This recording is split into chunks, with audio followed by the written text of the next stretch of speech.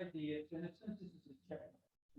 Think of this when people say the reason that Trump won the election was you get one factor.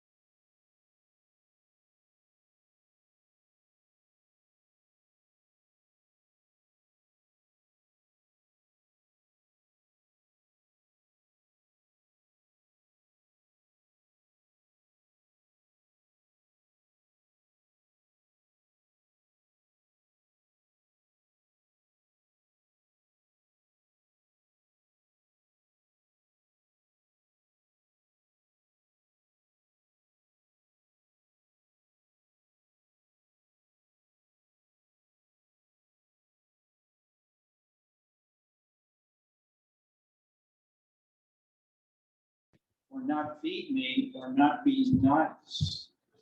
Lead me to change if I am a. Even if mother never says anything and it's only something that you're thinking about, you might do. You know, I may go out without my mask. Should I go out with them? No, mother will see me if I come back without my mask. That's anticipated reactions. Direct and indirect influence. In one sense, the presentation of this can be a type of indirect influence, but what if there's another person, such as my sister says, you forgot your mask? And mom might be angry if you don't wear your mask. And so even if A says, I don't care about a mask, C says, you won't have dinner tonight. C is in, and then A says, all right, I want dinner. The indirect influence of C, of B via C is operating. Reciprocity. Power has been described as an asymmetrical interpersonal relationship. Draws attention to the degree to which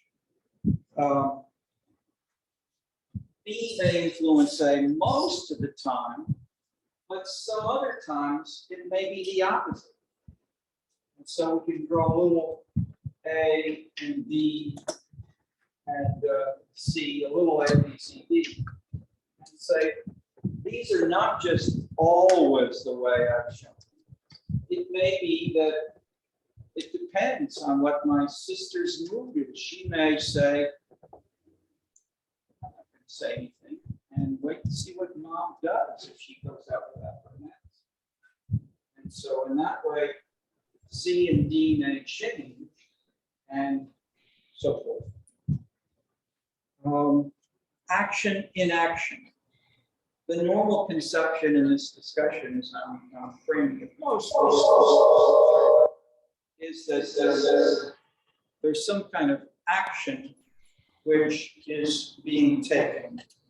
But some have talked about the second, another face of power is inaction. So if you simply maintain the status quo through inaction or a slight variation to limit the action within fixed boundaries, the policy of containment in the Cold War was often discussed that way. We'll fight a war, or we won't fight a war. We'll scare them with our nuclear bombs to try to prevent something. This can constitute another concept, mobilization of bias. So even if no one acts or does anything, if there's a sense that he has lots of bombs, we better be careful. Or North Korea the President of North Korea has done many things that are unpredictable. We should be careful. Okay.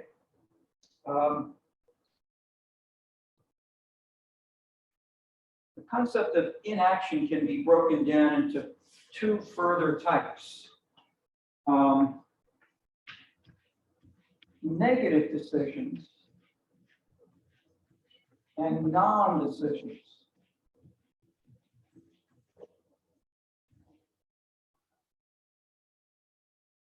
Negative decisions are when a city council says, should we prohibit masks in Chicago because the state of Illinois has said we should. And the city council may vote, no, we don't want to do what that governor says. We want to fight with the governor. That's a negative decision. People voted, they talked, and they acted against doing something. A non-decision is when there's no discussion. You may not act, but you may not even think about it. Okay, so because you may have something like latent issues or mobilization, when the idea of non-decision is involved, it's very hard to say what is really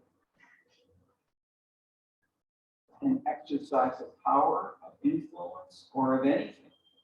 And often it is the observer and the criteria of the observer only which tells us that there is a non-decision.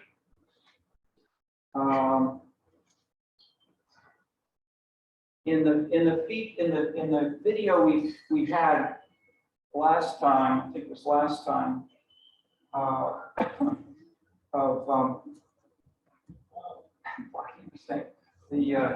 what was the name? Former mayor of Burlington, Vermont, Bernard Sanders. Bernard Sanders had a strong statement that Hillary Clinton is really selling out because she's giving talks for $250,000 to people in Wall Street. We didn't show the whole thing. She in turn asked, can you point to a single specific decision that I made which was changed because of Wall Street? And he answered with a general commentary that the whole, that the I can't try to give you the, I won't try to choose his specific words, but he answered with the idea that we're not changing the general mobilization of bias of which Wall Street is a part. And she then replied, as you can see, you cannot name a single specific decision. Okay, so I'm pointing to this because this shows the subtlety and the difficulties of pointing fingers, of saying you did this or you did not, especially when you have a non-decision.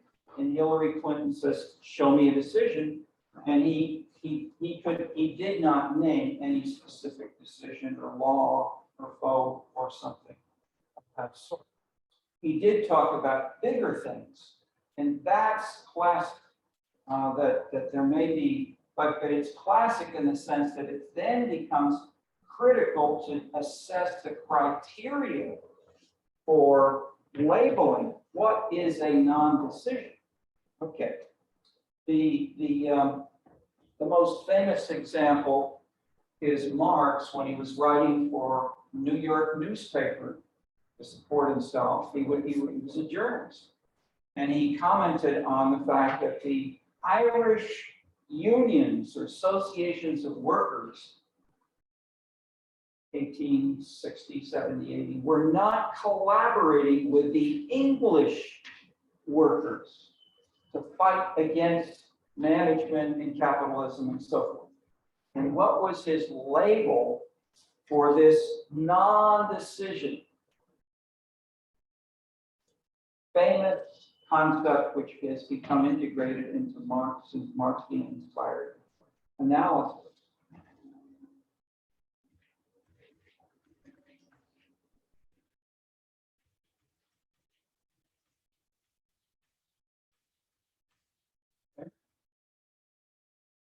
They don't know what their own interests are.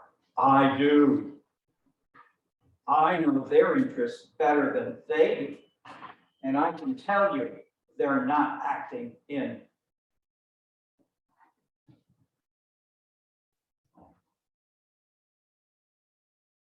To begin to capture this and related issues, we have point 6, which is patterns of value distribution.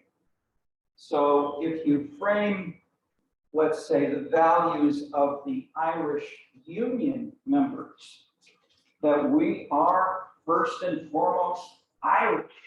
We love Ireland and we want to fight those damn Brits over anything. And if we're union members, if we're farmers, we're not going to do anything with the British farmers and the British the English. And so in that sense, the patterns of value distribution and looking at where and how something like one decision is part of a bigger and a more specifically identified label, these patterns of value distribution that we have discussed and we've read about have often been, for instance, linked with ethnic groups. In the past, old Yankees, Indians, Negroes, as the term was, African Americans, the Dahl wrote about, Chicago politics. Nationally these days, to some degree, Europe, diversity and the groups identified specifically under that label, which are different from the traditional ethnic groups, show the changes in the patterns of value distribution in public discourse. So but the bigger pattern which this raises is how can we make sense of different patterns of value distribution and who supports what and how much are these consistent with each other, how much are there coalitions which may be going on, how much do we have what Dahl talked about as pyramiding. So pyramiding was something involving resources. You combine resources of 3 or 4 groups and you use those resources to elect a new mayor. What that leaves out is patterns of value distribution. It may be that all 3 of the groups who have different resources agree. We're Democrats, we love this mayoral candidate, we hate that mayoral candidate, and that's what makes them strongly willing to work together, even if one has money, one has folks, and one has the meeting. So in this sense, so I'm pointing out with that example, even Dahl underplayed values, and the whole field of community power was largely framed and debated over what were earlier called power, and Dahl and others termed resources. So resources got reframed, and Dahl himself, did Dahl have use a value conception in his book that you can think of as an explicit concept in the book, which is not unique to Dahl, it's used by others, Allman and others.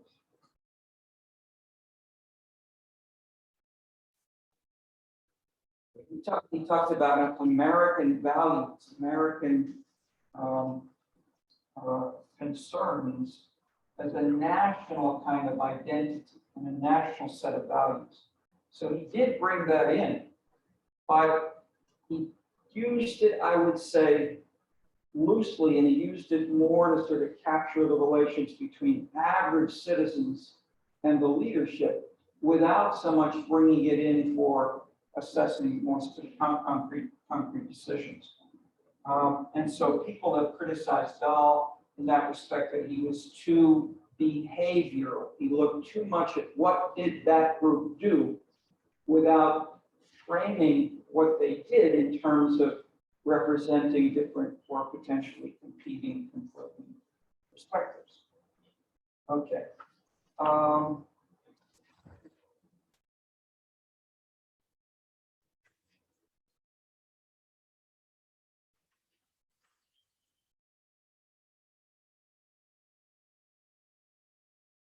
way to bring this out more explicitly is to talk about social background and values. Because these are explicitly different kinds of decisions.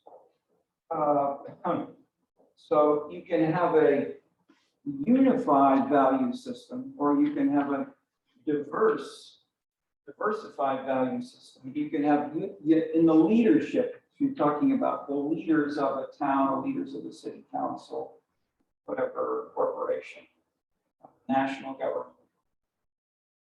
Hunter implied that we have unified values, but he didn't really talk about the values very much.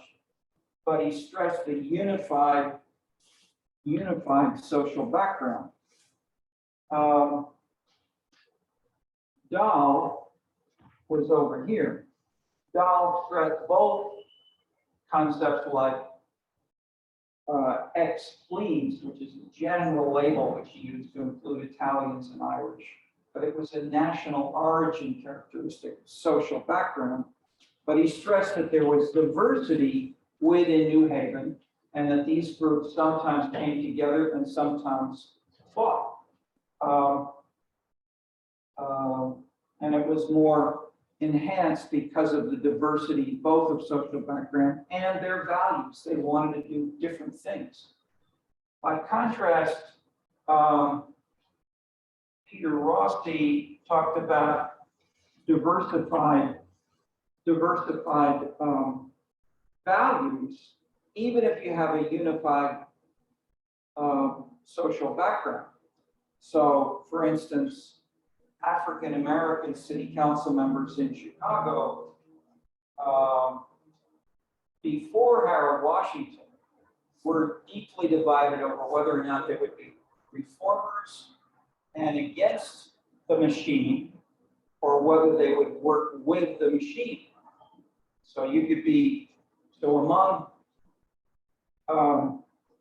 these social background characteristics, they share blackness, but they're diversified in whether or not they work with. And so what happened, what was brilliant about Harold Washington was that he was able to build his coalition to include almost all the African American city council members, all of them. After he died, they fragmented and they broke into the same groups as before. Basically, you know, a certain number saying, I like power, I want to work with the power of the party. I grew up within the party and so forth. I'll work with them and they'll let me follow my black agenda in my ward. And so others would say, that's immoral. The party is totally wrong and corrupt. You should stay with people who are reformers, even if they may be white. Okay, so that's a continuing division in Chicago and many other city councils today. Okay.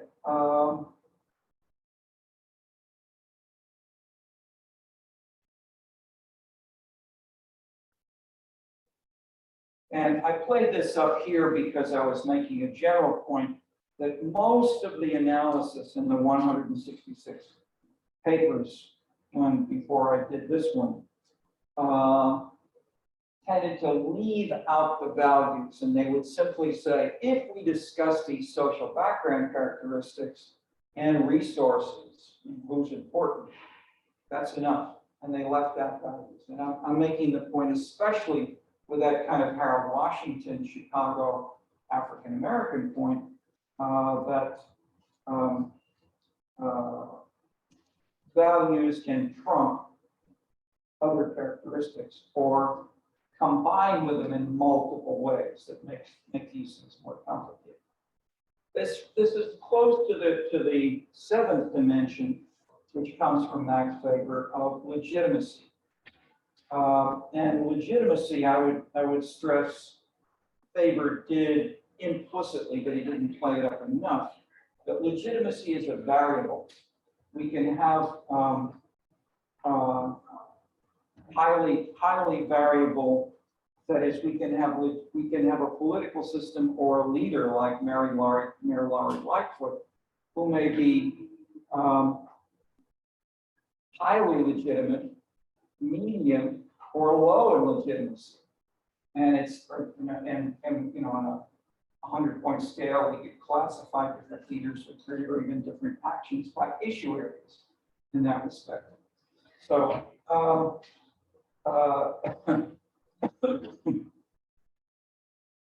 second, leaders may be and policies may be legitimate and they may be illegitimate.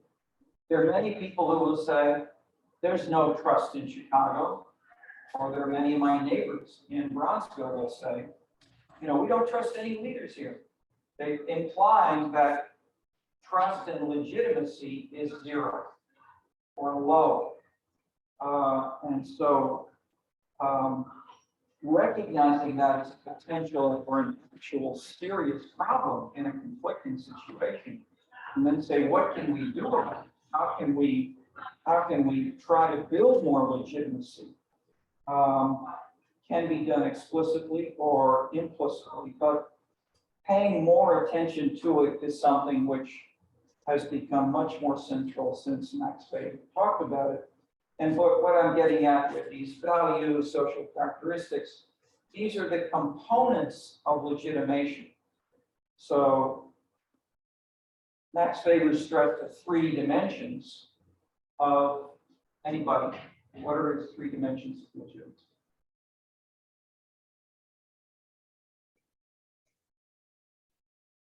Charismatic, traditional, and bureaucratic. Okay, those are abstract kinds of ideas. You can get to much more specific things like wearing masks or crossing the street against the light or with the light. And so in that sense, refining these uses of, and legitimacy is the relationship between a citizen who may or may not support a leader or a party and what the party or the leader does. And so it can change. So we have a criticism, say, both of Trump and then of Biden, that they're doing things that are policies and statements about policy that are contradictory. They contradict what Trump got this all the time. Trump had two lines in Twitter, and people would say, but these are obviously contradictory statements in 2 different lines. How can he support these things? Okay, stressing the idea of issue specificity makes this more visible, or at least something to be willing to talk about and to say where and why are they, what is contradictory, and contradictory involves some kind of criterion such as false consciousness. Underlying the statement of false consciousness is the whole Marxian analytical framework. Okay. Number 8, number of participants in a decision. We may have one person who makes a decision on her own. We may have a city council. We may have people who confer. So Nancy Pelosi has been criticized now for making decisions with a small set of members of the House, but without engaging either the parties, the entire Democratic Party or the Republican Party or whatever. So the number of participants can be potentially important, but it's a crude way of moving toward the idea, say, of pluralism. That is, if you have all the members of the city council voting or participating or not, and the analysis includes them, if you have all the voters participating as in a referendum, as in California or Ohio, where they take referendums seriously, they change policies immediately based on what the citizens do in a referendum. most of the world, most of the states of the US do not use referenda that way, if at all. But a referendum is one way of potentially, at least, of engaging the citizens. And so Switzerland has been sometimes pointed to as Switzerland or Israel, which was inspired by Switzerland in pursuing a more strongly citizen egalitarian structure of decision-making from the beginning. So one way is to just talk about the numbers. But we're getting to ideas like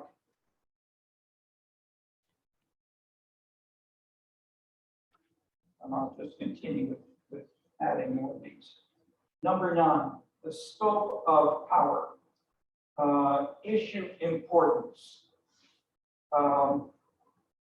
major contribution of Dahl, which has changed a lot of discussion since.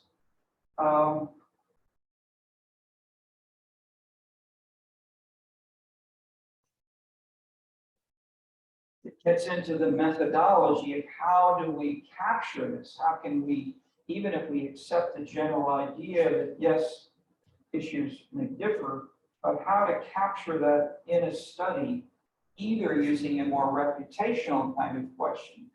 So I put briefly on the board, when I had that column for the comparative researchers, I put on the board open-ended reputational and closed-end reputational. Those are two different ways that you can use a variation of Hunter's methodology. You can, and so we were struggling with this when we were first looking for ways to compare cities and compare theories so they can be tested instead of just shouted about.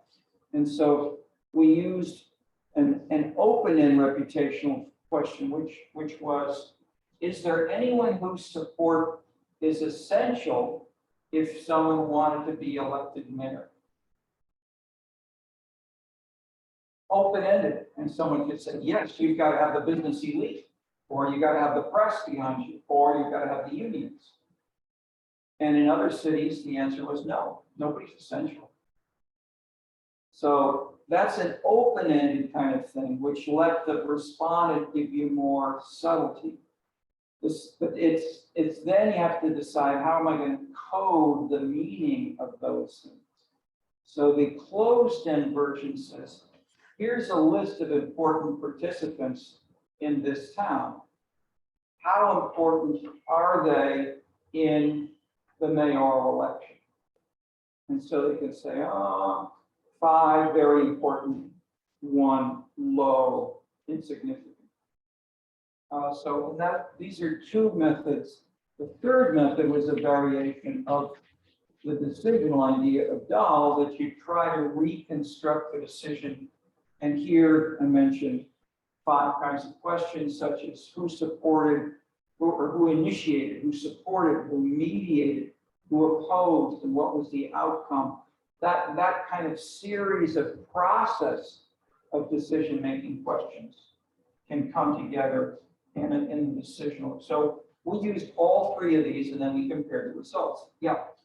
I was wondering, based on what you just said about certain people voting yes, particular people have more powers, no, when it comes to like electing certain officials, was there any correlation between what they voted and their own investments or their own engagement with politics? I can take it on those ways. If you believe someone else is more influential in the process, you might not be as incentivized to vote yourself. At the same time, Where you're talking a little too fast. Yeah. There's a difference, and then what? I was wondering if there was a correlation between that what they voted, either when they voted yes, there is that people or no, and their own engagement with voting or politics in general. Because like I can see it, like if you are particularly unengaged, you just assume that those people who are more powerful have all the powers. You just talk about them yourself. But on the flip side, if you say no, they don't, your vote has no, you feel like your vote has more meaning. So I can see it. Was there any data on that? Yeah, I mean, what you're giving is a much more subtle analytical question. So we need data like this, and then you need to try to analyze. and then add other things. You're talking about, say, general participation or general interest in politics. And when you get to the idea of, say, a Converse, his big point was, if you take a citizen or a leader, they have issue-specific concerns, which lead them to be very active on some issues and inactive on others, and don't know, don't care on a third set. So if that is true for some citizens, some city council members, some mayors, and some presidents,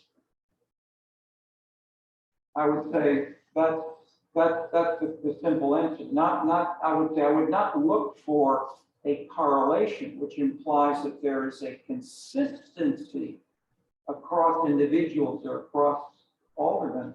Instead, I would look for subtypes. That is, where and why do we get citizens who are really engaged, and then aldermen who are really engaged, and then say a mayor who's really engaged on one issue, but then look and see, does that hold on other issues or not? And it may, and so I cited Ann Arbor as a case in the book written by Sam Eldersfeld, who was the political scientist and mayor of Ann Arbor, of showing many citizens in Ann Arbor are very highly engaged. They feel it's a moral duty to act in this way, and they turn out for everything. Okay, that means at least you can't say everything in every citizen, not every citizen in a small town. You can literally count every citizen, but in a town of whatever Ann Arbor is, 50,000, whatever, they're not all going to fit in one room. Nevertheless, that's an idea, and so if we look instead at, I would say, instead of looking for that, keep it in mind as an ideal, but if we look instead for subtypes, that's the more common path. And so Converse's number was 92%. 92% of people contradict themselves in the same questionnaire when you ask them the variation of, do you support unions at the beginning of the questionnaire, and at the end, are you in favor of policies that are supported by unions? Something like that. They contradict each other. So in that sense, many citizens have loose view. On the other hand, if you say motorcycles, that's big stuff. Now we're, and people then have either strong pro or strong con motorcycle kinds of views. That fits Dahl, Converse, and so forth.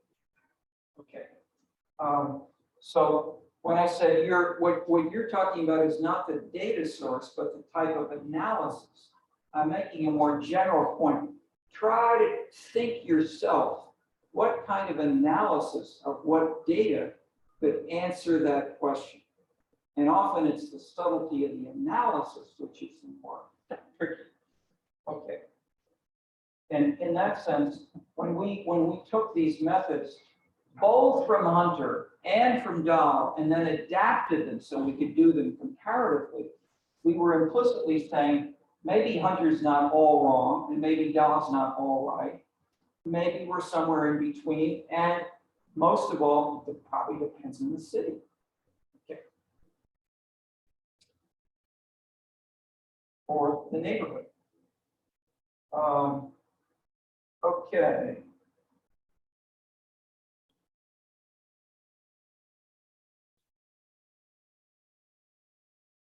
Dahl and Polsby tried to classify issue areas that begin to move further in this kind of a direction, such as 4 characteristics. How many people are affected by the outcome? How many different kinds of community resources are distributed by the outcomes? How much in amounts of resources is distributed? And how drastically the present resources distributions are altered. Okay, those are 4 reasonable criteria to apply. But then a group of social science study in Syracuse, New York, investigated 30 separate issues over a 5-year period. And to select issues, they interviewed a panel of informants to develop a pool. An initial list of about 250 issues was reduced to 34 by application of 8 criteria.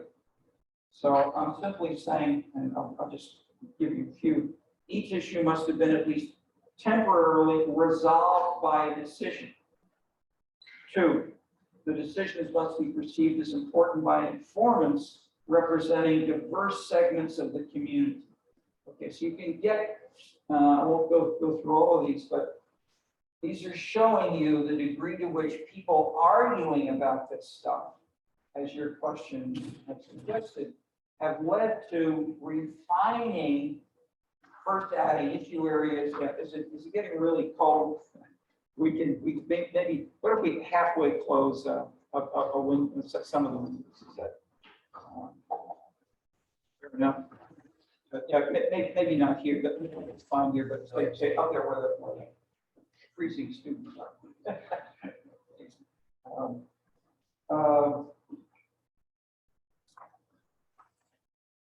Glad to see several of you bringing a coat or keeping it nearby as you got it there, wearing a little jacket. But we get on that side, on that.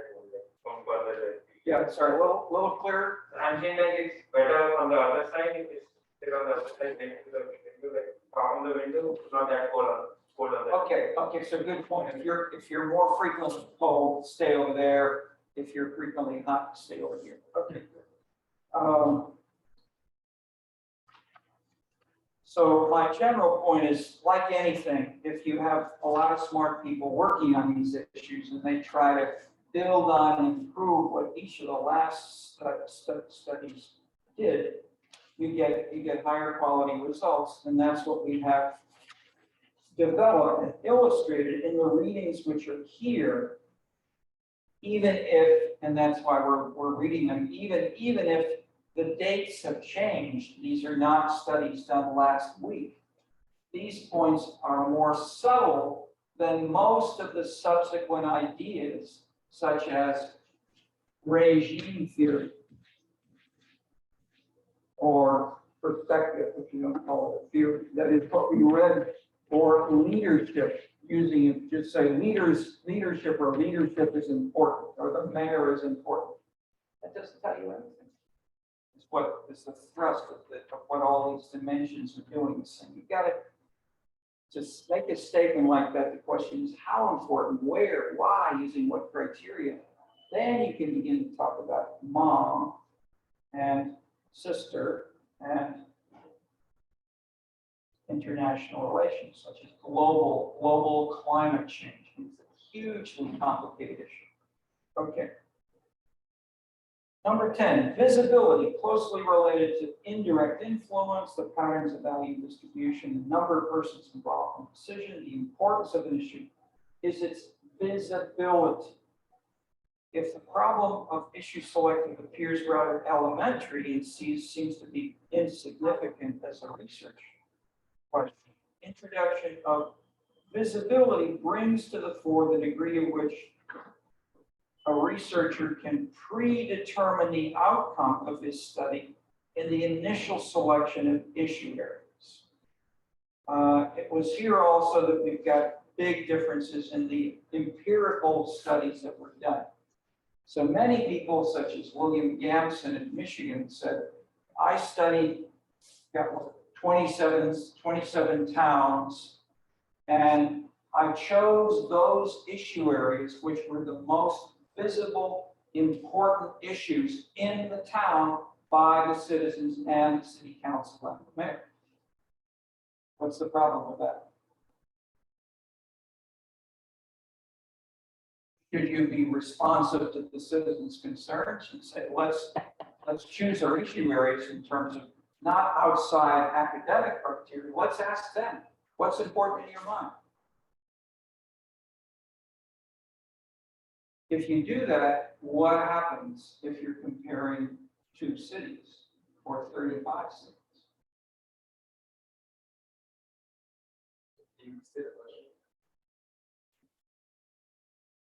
the critical research question is how choose issue areas. And one way, which William Yamson, I'm citing because he explicitly, we had a long debate about this.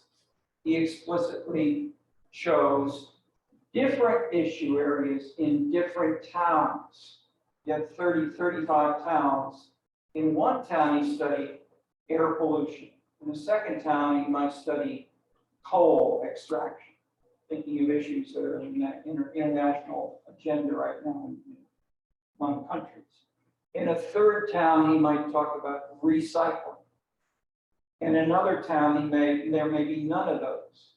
And instead, they may talk about the party, the political party of the council. Or in another one, it may be an oil spill on the beach of Santa Cruz. That is, I mean, you have an oil spill, it's hugely visible, you have media coverage, it's terrible, it's a disaster. And the next town, it's not an issue. Okay.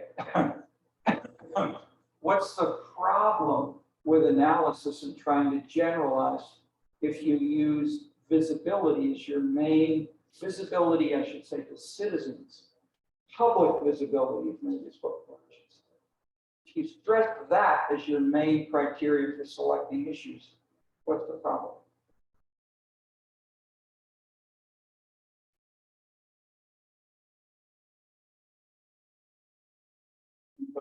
Yes.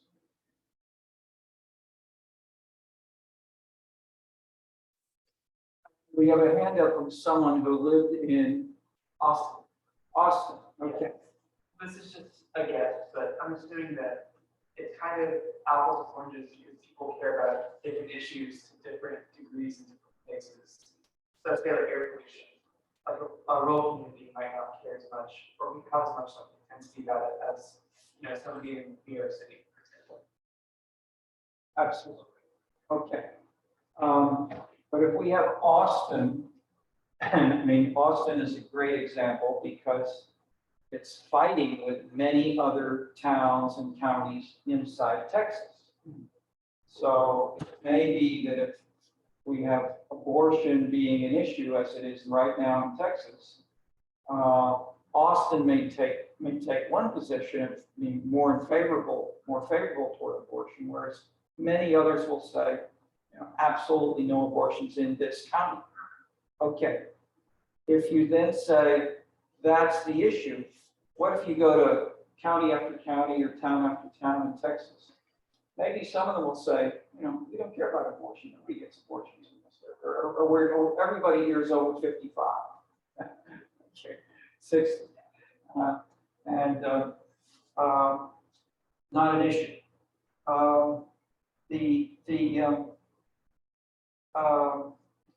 The big point was made when you used the term apples and oranges.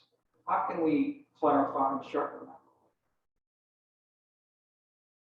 Anybody else? Or what's your name? Me. Okay. What's the apple and orange in your metaphor? I guess the more like refined way to say it would maybe be that they're not like analytically like comparable because they're sort of different objects in different contexts, I suppose. Okay, that's the key, more explicit abstract term, comparability. If you use local visibility in one town or one neighborhood, you lose comparability with the other towns. And so if the analysis you want to make here is one town, let's say, more pluralistic or the other more hierarchical, or are they the same? And if you study air pollution or oil spills, you may get a more pluralistic perspective than if you study something which is, let's say, do you use bonds, municipal bonds to fund the the housing pattern, or do you not use municipal bonds? And that can be seen as a technical kind of issue. It could become bigger in one place, but it may be way below the concerns of others. The classic books, say by C. Wright Mills, The Power Elite. He's the one who really, he with Floyd Hunter really made this a hot issue in the 50s and 60s. And the power elite talked about this, a big power elite in America, and it was very close to what you heard presented in our video last time. The military industrial complex, that is the military, big business, and the top administrators of the national government. So those were the members of the power elite that we talked about.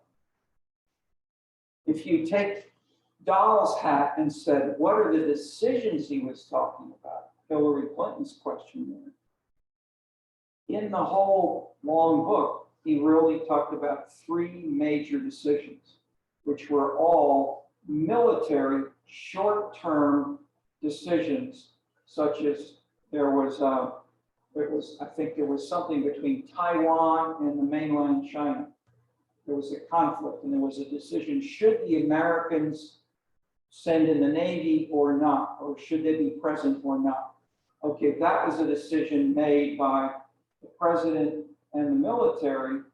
And so C. Wright Mills has basically used he selected his issue areas to fit this story. The power elite governance. Whereas if he had chosen, for instance, what are the policies that we should use to fight against COVID?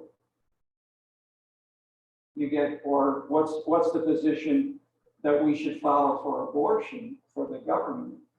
You get highly diverse answers within the US, within the states, across.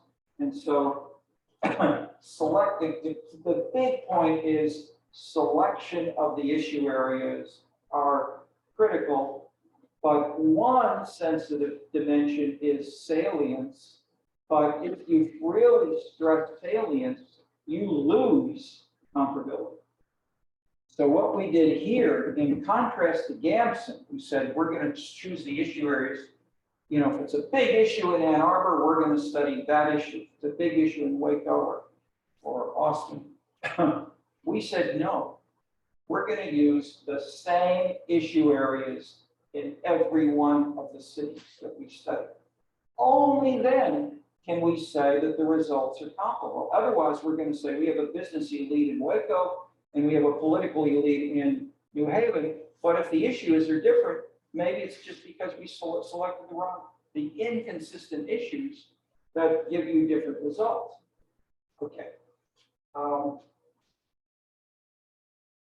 11, power bases. Another problem with the idea of the base of power is the social analogy of potential energy in physics. And Dahl's big point, major point here was labeling these things as resources. These are not power, they're not influence, they're resources. They may put an exchange. And so labeling these things, money and credit, control over jobs, control over information of others, social standing, knowledge and expertise, popularity, charisma, legality, ethnic solidarity, to write the book. I mean, these are the resources that Dahl stressed. And I'm simply stressing again,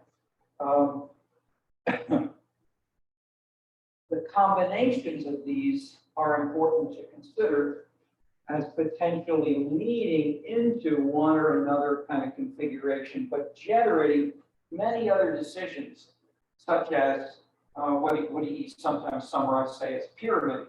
Who works together? Maybe you don't have an explicit coalition which says, if you do this, I'll give you that.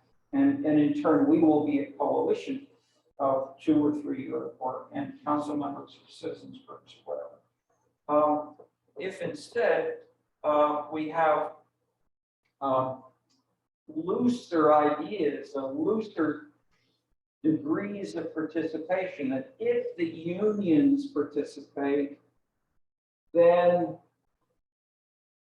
maybe the Democratic Party participates more, and they tend to participate more actively in, that's the, say the level, say a traditional so-called democratic city would have unions, Democratic Party, Roman Catholic Church, 1930s, 1950s. I mean, that was the classic base of the New Deal coalition of Roosevelt. That broke down increasingly in the 70s as these groups took different positions from each other. And so the New Deal coalition and the kinds of coalitions which got put together, I talked about briefly as having different ways of operating, deeply structured by the political party system. So if you have nonpartisan elections, or if you have first past the post elections, as we do in the US, whichever party gets the most votes wins the presidency. So we have in America an American Nazi Party, an American Communist Party, an American Green Party, but they don't have any vote. I mean, they have almost, nobody knows who the candidates are because of the first, that is, whoever has a majority wins the election. And in some cases, a plurality. It's so in that sense, this is different from the simplified, the continental multi-party system where the junta, the leadership, the dynamic coalition of the government is often a coalition of many parties. The extreme case being Israel right now, where you have, I mean, they couldn't create a coalition of people who would govern together. They're so deeply divided among those different little parties. Said, okay, you guys in the center left, you take over for a year, and then after that, we'll take over for another year. That's a pretty wild way of doing it, but it illustrates the degree to which many options are open for combining these kinds of resources. And parties outside the US, parties are much more, in general, much more important. Not everywhere, but often. So there's an interaction between these kinds of rules of the game and the salient of different resources, ethnic solidarity and so forth. This may be, ethnic solidarity may not matter so much if you're just talking about a little ethnic group, and if you're talking about a two-party system. So if you have, say, the classic example, say the Japanese Americans are a largely insignificant political group, or have been through much of the 20th century. They were attacked. They were discriminated against openly in California. They couldn't own land. They couldn't be farmers and so forth. What did they do? Did they fight politically? No. They didn't have any votes. They didn't have enough people behind them. So they acted individually. They got law degrees. They got medical degrees. They did things as individuals and became very successful as individuals by going up different private non-political criteria. And that's being fought over right now in terms of the label of diversity. Do you pay attention to the ethnic background and sexual preference of the individual, or is there another civil service exam kind of procedure that might be used instead? I interviewed a guy who was the chief fiscal officer under Mayor Daley I, African American. And I said, how did you ever get to be the top fiscal officer in the city of Chicago when everybody said there was lots of racism, people discriminated against blacks? And he said, we all took the same exams, and I was hired at the end, so they hired me. For him, it was, but the implicit point was, even under Daley, there was a sense that the exam is a criteria we will use. And even if he's black, he'll be, he was hired. So he was, and he won lots of awards, did lots of great things for the city.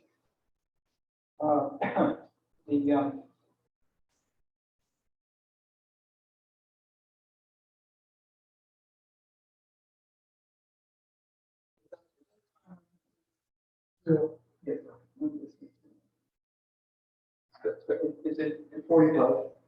Report, okay. All right, let me just go through the last one.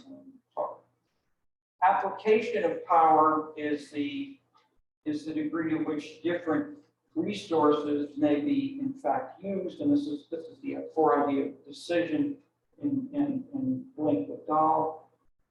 Related to that is point 13, the efficiency of the power application. This gets to the ideas I've discussed, of things like pyramiding coalitions, and so forth. Okay, 14, big point here. Big battle between Parsons and Dahl. Dahl basically said, power looked like this. B changes A's views, that's power. Parsons said, no, you're wrong. You're leaving out the system within which this operates. If you have in New Haven a highly politicized system, with parties and ethnic groups visible, that's different from a very, for instance, homogeneous system, or let's say in Brownsville, a low trust system. And trust was a critical point which Parsons is adding here. And so he said, let's use money as an example of power, as an analog to power. And look at, do we live in a trading world that if you want to have rice and you have pork, do you trade pork for rice? Yes. But do you do that if you go to a grocery store? No, you pay money. What's money? Money is a symbolic resource. It says on a little dollar bill or other bills, you may convert this to gold if you want. But for a long time, that's no longer been true. You can't convert money to gold anymore. So then it becomes more symbolic. What if we don't have dollar bills and you only have a credit card, or you don't show them the credit card, you simply tell them the credit card number over the phone? Or what if you're a trader, Trader, and you're trading billions of dollars of a big bank? You work for Citibank, you work for Bank of America, and you trade billions of dollars every day, and you buy and sell Russian rubles, French euros, etc., and dollars back and forth. And then what if your bank says, oh no, our trader made a mistake. We didn't mean to do that. We're not going to pay you what we said. We didn't really buy it. He made a mistake. What would happen? That bank would not be trusted anymore. Okay.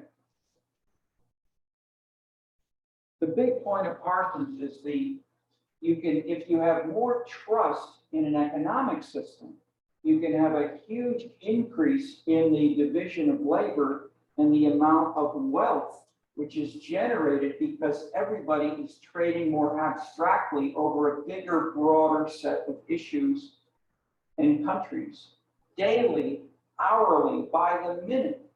And if you don't have that trust, the whole system will collapse. Okay, and then the next big point is power is like that. It's not like this. And so that may be an overstatement, but we could reframe it and say the degree to which A versus D versus B is higher or lower may depend on how much you trust your sister. Is your sister trying to manipulate you and saying, your mom will spank you if you don't wear your mask? And maybe you say, I don't trust my sister. I'm not going to wear a mask. The trust interacts with all of these things in ways that the circulation of the medium for short term, can you have a budget at all in the city? Okay.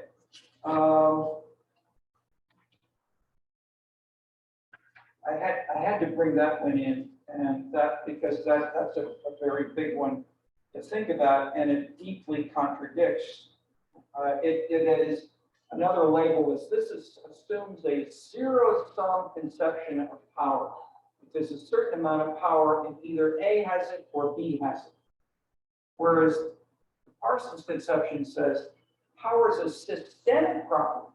If everybody has, 10 times as much money, then you can have many other things, many other people, many different people can all get something from, say, a political system, instead of nobody, because it simply just doesn't have any budget.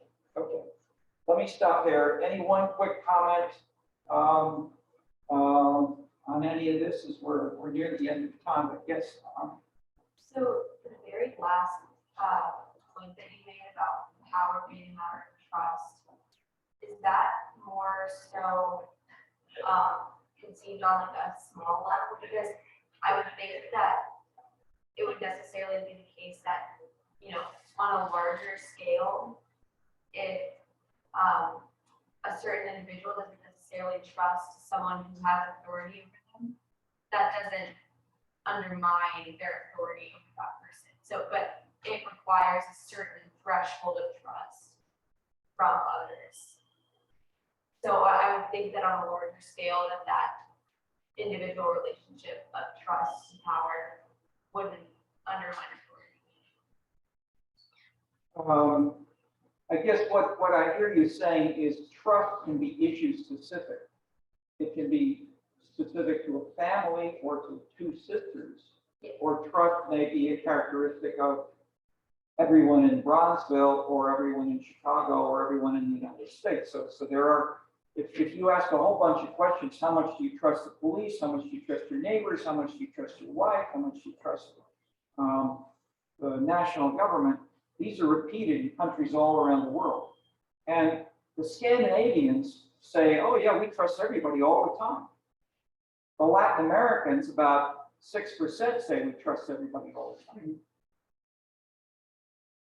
Police? Never. Okay. So US is around 50%. China's around 95%. So trust in China is a very sensitive, subtle issue, which we've had people working on. But the point is, it's a system characteristic as well, potentially an individual characteristic, and the results can differ by level. Yes. Yeah. I think I'm saying yes, but am I missing something? I think that I'll try not to be too long for the time, but Yeah, that may be an example. yeah, for example, if a resident of the city doesn't trust their mayor, that doesn't undermine, unless a large crowd of people also don't trust the mayor, it doesn't undermine their authority necessarily. They still have a certain right. Yeah, so Mayor Lightfoot can still say, we will not pay the police if you don't get a vaccine for COVID. Okay. Yes. Yeah, so I would think that on a larger scale, that one-to-one relationship of trust to authority doesn't necessarily hold, Okay. as long as a certain. Yeah, and by authority, I think you mean legal authority. Yes, I Yes. guess I think. Yes, absolutely. Anyone else have a follow-up? Especially from someone who's sensitive to south of that. That is, there are great surveys that have been done comparing Mexicans within the US to Mexicans within Mexico. And one finding was, you ask them, how much do you trust the police? Mexicans in Mexico say 5%. Mexicans in the US, something like 38%. So is it that the police are different? Or is it they have a different view that people in general or something else. So it's, or is it Chicago versus another place?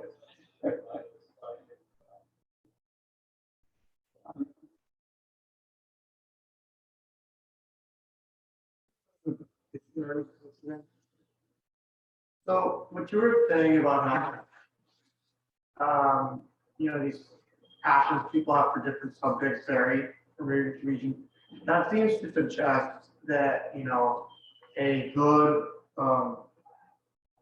urban policymaker would prioritize what his city, loves or doesn't.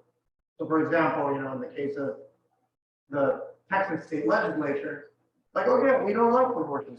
Nobody likes, or the majority of our constituents don't like abortion. But obviously you have this conflict, maybe like an overarching law. So has there been any studies on like what balance? Because it seems like there's an advantage to having, both an overarching law over the entire country, but also there's a advantage in having local laws that address the local issues.